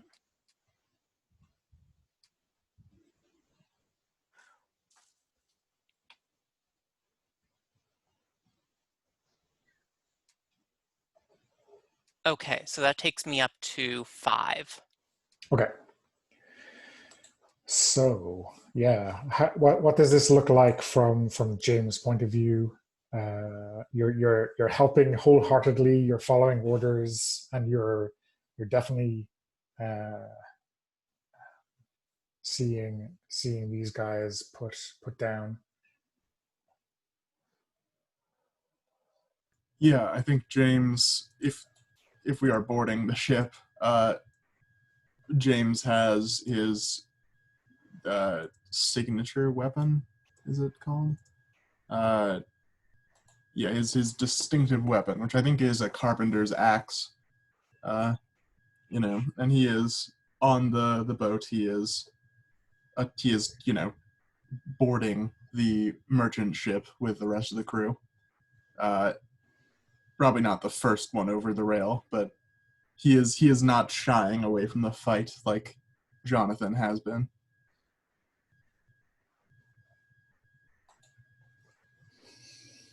And what about Jonathan? What does his does this look like cowardice, or are you being smart enough to just not quite get involved?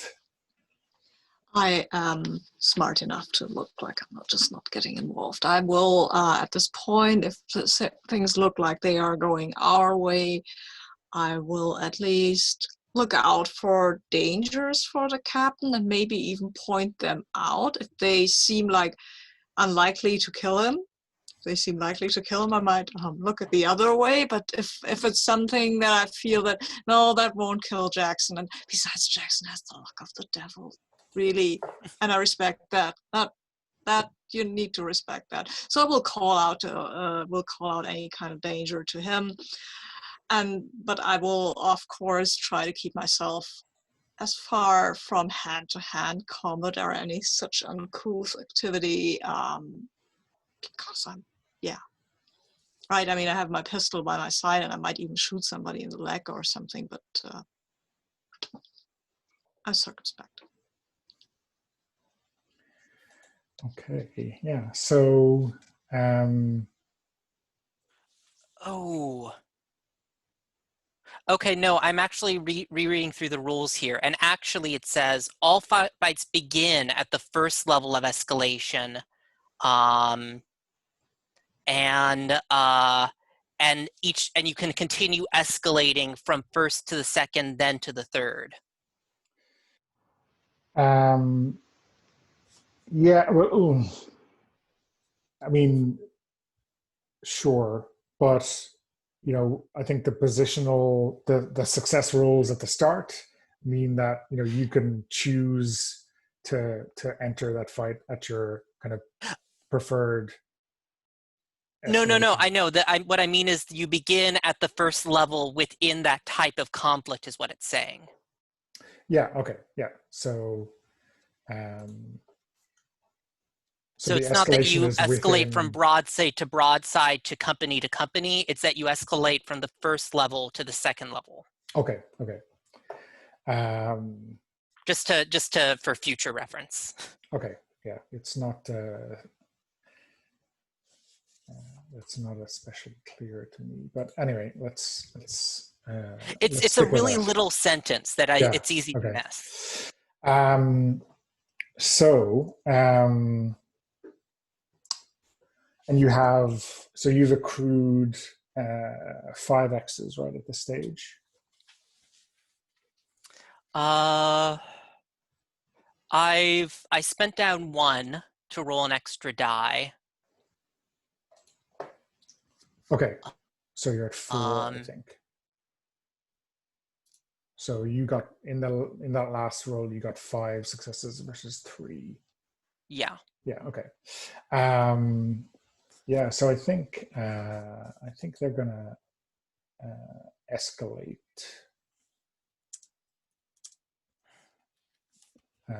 to keep shooting, even though they're definitely coming out worse for wear. So So I've got 3 dice here to reroll. So let's see how that goes for them. 2 more successes. So that brings us to level. Okay.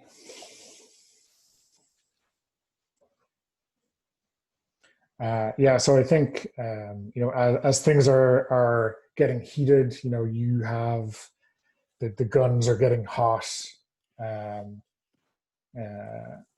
maybe theirs are they probably have 10 guns total, maybe 5 aside. They're completely outclassed, but but those Marines in the tops are shooting down on the deck, and they are definitely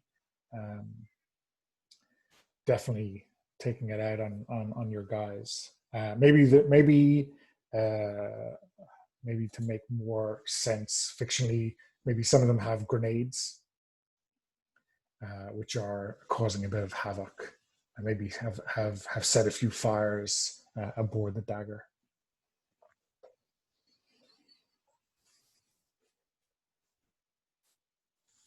Cool. So, right. So we are now we're tied. So who's winning now? So they escalated, so they're winning. Oh, on okay. A tie. Yeah. So this is like level 3 of broadside to broadside. Okay. I'm going to spend another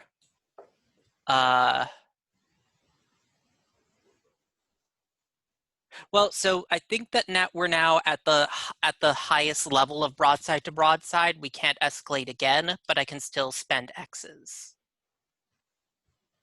Yeah. Okay. So yeah, I'm gonna spend 2 of my X's to start off with. Let's hope this works out.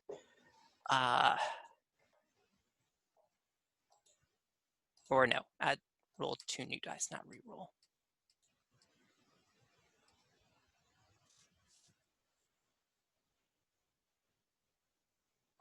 Oh, That'll do. 2 new 6s. So yeah, I think that firmly puts the fight in your favor, and there's no way that they can catch up.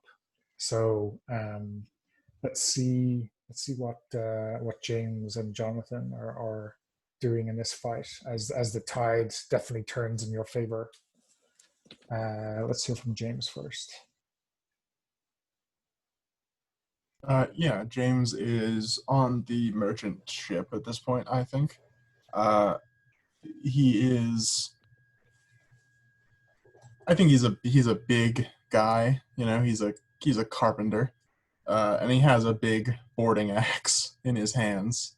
And I think as the tide is turning, the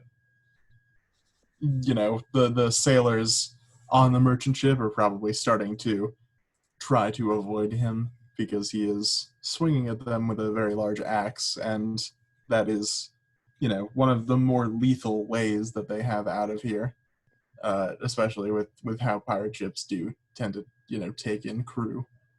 So I think that James is not, James is obviously still in the fight, more so than he was before even. But because the tide is turning, I think that people are, the people on the merchant ship are starting to get kind of disheartened, and they're starting to retreat and get sort of penned into one side, maybe.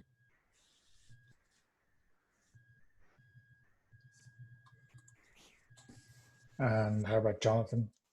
I'm still kind of keeping out of the way of the fight, but I have 2 axes, and I will spend one just to shoot some sailor who might have gotten who might have tried to kill, let's say, Mr. Adamson. I still like that guy, and so I'm just shooting the pirate, the marine person who was about to go at Adamson, because I like to have some leverage. And I can spend the other axe to kill somebody who was going at Jackson. Just because I have them, and shooting people is kind of, shooting people from the sidelines is a doctor's work, maybe. So you need to discharge your pistol and get blood on your sword.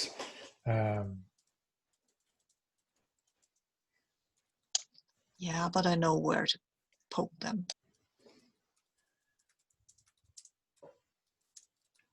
Okay, so yeah, and I think we can describe how this fight ends, right? The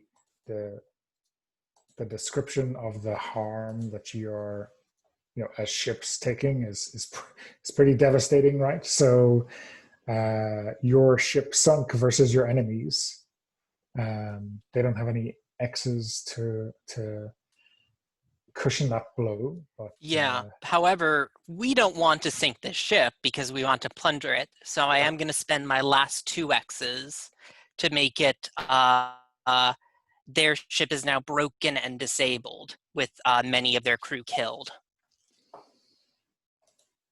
And how about the dagger? How does that come out? Because you're... So that means that when we win a conflict, we come out with the lowest level. Yeah. Which means that, we're battered into wear and breakage. And does it specify what happens if you're already in wear and breakage? I think it's just an additional effect. Yeah, I think that our the sides of our ship are splintered and damaged, but we've come through not really losing much in the way of crew. The broadsides of our ship are just really banged up, and probably some of our cannons we overloaded some of them because of this whole escalation, and they've exploded and splintered. Their barrels have, I think. Yeah. Maybe you've lost a few guns, but maybe the gun carriages they've been dismounted or something like that. Yeah. Okay, yeah. So I think you find, um, some of the crew have surrendered, right? And like the sailors might come aboard, but I think the Marines are fairly diehard, right? And maybe you capture the captain, um, Captain Jones. What outcome is there for him? He is maybe wounded, but captured nonetheless. Yep, Captain Jones, you've been found guilty of crimes against the dagger. What say you, men, to what Captain Jones, what punishment we should mete out upon Captain Jones for his crimes against us?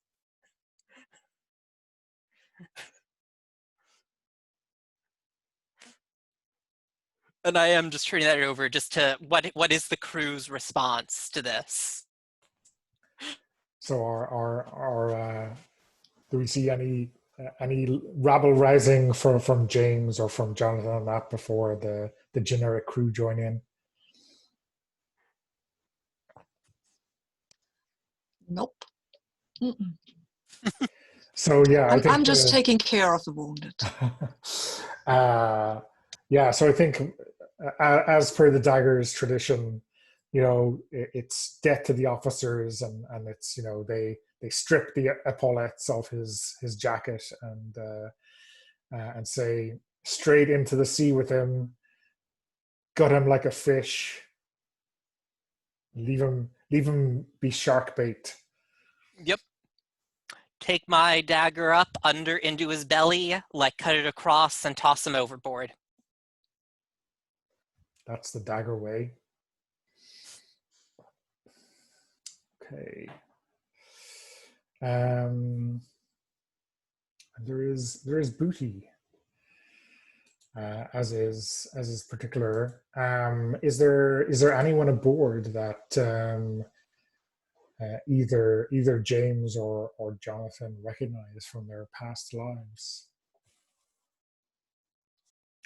Jonathan first. Anyone here? I mean, maybe some person he went to school with, kind of a classmate. Is your Who dad was? on board? No, my dad is not on board. He's not no, it's not that easy. No, but this classmate is an officer, so he might recognize me and call out my name, my last name obviously, Colwell, but I will ignore that because, I mean, who is he? I don't live there anymore, and he will be killed, which is nice because I don't really want people in that kind of class to know that I'm a pirate, right? So I will absolutely make sure that he gets killed. Okay, yeah. So maybe he's like a junior officer of this Marine platoon. Um, and yeah, like what does he shout out at you before he is done in like other officers? I think he just shouts out the name, like he can't believe to see me there. But it's mostly like a Coldwell. Is that you? What are you doing? Something like that. Okay, and for James, anyone aboard? I think the two of us Probably. should probably be marking up our murders then, since we're doing a lot of that today. Not Yeah, murdered him myself. Oh yeah, but I shot some people. probably Because not. when you do commit new sins, you do like up your sins. Yeah. But So if sorry, it's go ahead, James. That is actually good to know. I will up my murder. Yeah, probably not anyone that James knows specifically, I think. There are a lot of men at sea. But certainly people whom he recognizes the shape of. These just, merchant sailors.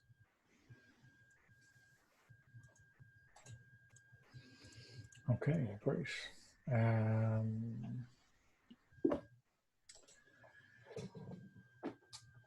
So,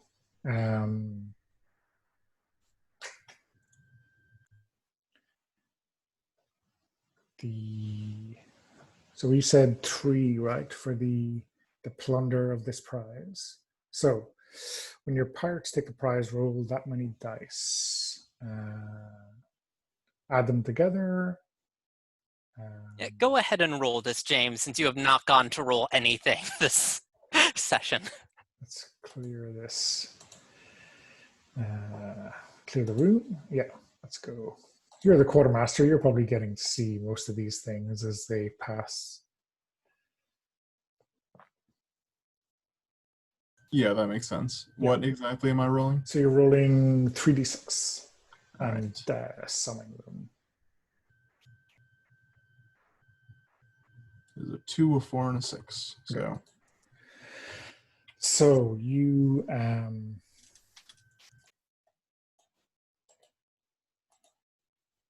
Cool. So that's enough to remove our want and one of our wear and tears now. yeah, there is. And so just put it in the chat. So there's some options. Spend 3 to remove from play any one of malcontent, want, or wear and breakage. Spend 2 or more to give any player's pirate leisure, 1 for 1. Spend 1 as the captain to gain an X, or save the rest and mark it on your ship's sheet. yeah, I'm actually, we're in a pretty, we know we're coming up against someone better than us soon. Yeah. I'm gonna remove all 3 of those, the want and the racket. I mean, this is something I discussed with you, James. And of course, I do owe you something, James, that let's say some of that doesn't get counted and instead goes into a little bit of a personal fun for yourself. Since yeah, I do owe you that 3 leisure. that works for me. I skim that off the top, and Yeah. you look the other way. Graft and corruption, even here. Okay, so and you've got some left over. So now once it's left over, it's kind of in the captain's kind of personal. Well, I guess not personal. I actually think that we cabin, spent but it all it's- down because we got 12, right? Yeah. Sorry, did you? Because we spent 3 to removing the 2 wear and tears because Yeah. we got a new one. Yeah. What the want, and then I gave 3 to our James to skim off because I owe him 3. Yeah, yeah. What do you owe him? Yeah, yeah. Okay, that is it. Yeah. Right. Okay, cool. So that does fulfill my promised outstanding bargain to you, James.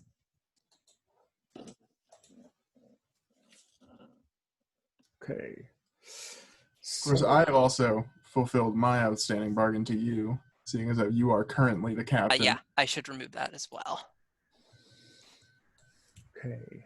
I guess we'll have a quick closing vignette from everyone as you sail off into the sunset with the Queen Anne in tow. Or maybe I mean, I think we should sink it after we're done looting it. Yeah, yeah, that's up to you, I suppose.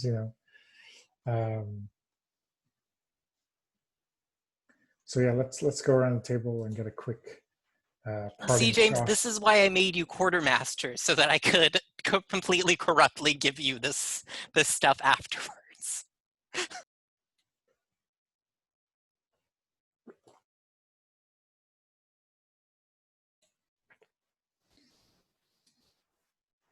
So how does the what's the last we see of Jonathan in this scene? No, I think he's looted the medical cabinet of the other ship and now has fresh laudanum, which is fine because, I mean, yeah, that was exciting seeing that damn officer dude who's feeding the fishes now, but still. So I think he'll numb everything out, whatever he's feeling about the whole situation, him being a ruthless pirate and shooting people in the head. He wanted to go to Adamson and talk to him, but I think he's zoning himself out again. Okay. Anything more to add from James? Yeah, I think there is a scene of James like hiding all of this loot in his cabin. Obviously, he does not want to get found out as a swindler. Just ignore that my mattress is stuffed with gold now. Yeah, so he's an officer now as a quartermaster. So he has his own little cabin, and he has like a chest that is just full of doubloons that he's hiding under his bed. The Marine's pay chest is probably all yours, right? The movable wealth. And how about Jackson? Yep, I think we see Jackson. We now have the water and food to keep going for a while, and I think we see Jackson drinking some more rum and inviting Jonathan back to his quarters to discuss their glorious fight. Maybe continued like making slight flirting gestures towards Jonathan drunkenly. The usual. Yeah, I think at that point Jonathan is pretty much out of everything. So I think we can continue the whole Jackson being drunk and Jonathan see where that goes next time. Okay? That's fine. That's fine. I think that was just a closing thing. I'm just drunkenly. Okay. Maybe you're knocking and finding him like totally drugged out of his mind. Yeah, that's fair. Okay, I think we will wrap up the session there. I'll stop recording.